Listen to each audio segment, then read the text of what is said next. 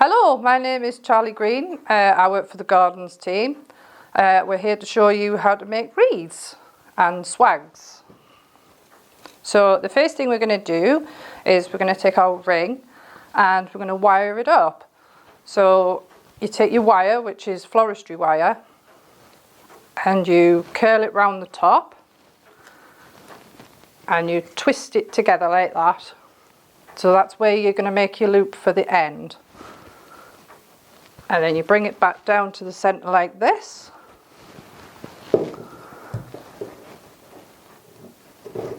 And then you take bits of your foliage, usually about 2 or 3. We've got pine needles here which make lovely wreaths, but you can use holly or anything like that. You're trying to make your pieces approximately 1 inch apart. So if you put you wrap it round like this, and then you put your pieces on there, and you want your next piece to go about 1 inch away from the bottom, so it sits there and there. Right, so blue Peter moment. Here's one we made earlier. So to finish your wreath off, you need to take your wire round and bring it up, and then cut that piece off,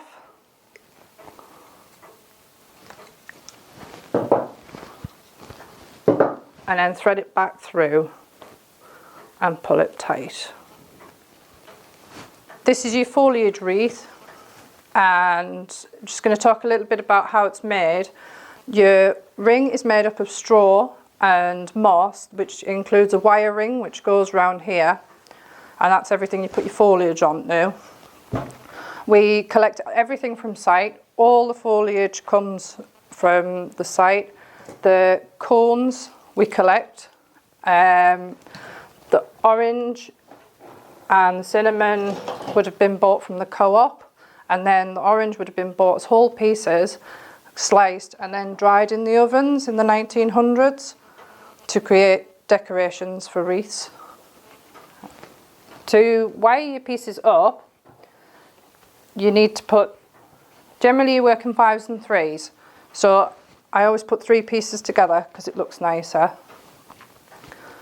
You take your 3 pieces and you put your wire through and bend it down so it creates a hook, and twist those together. When adding your pieces to the wreath, generally I try and leave the bottom for the bow, and then I work round the edges, so you're shoving your piece in and then you fold it over on the back, and then cut your wire off, twist and stick it in just so it doesn't scratch your door or anywhere where you're placing it. So this is the finished product.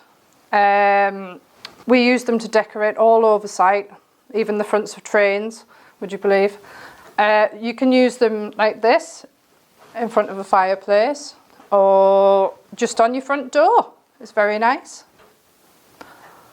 Right, the second thing we're going to make is a swag.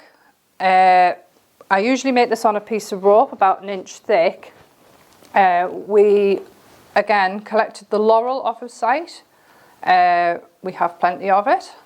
The next step is you take your wire that you used for your wreath and tie it round one end. Leave this piece a little bit longer because you're going to curl it round and make a loop for you to hang it on wherever you want it to be.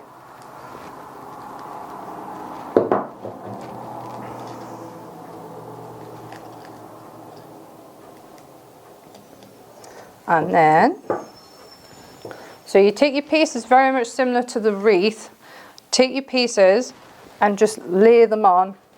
Leave this one stuck out quite a long way So your first leaf needs to be in line with the end of the rope, and then wire that on. And it's the same principle as the wreath. You just go an inch down and keep going.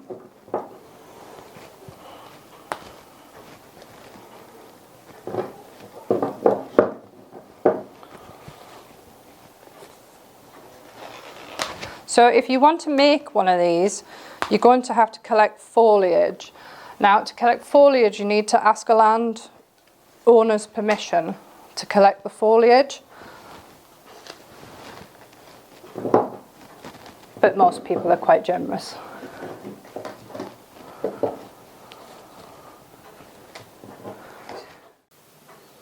So here's the finished product. You can use it like this above a fireplace. Please do send us pictures, we'd love to see them. I hope you've enjoyed watching the video. Thank you very much.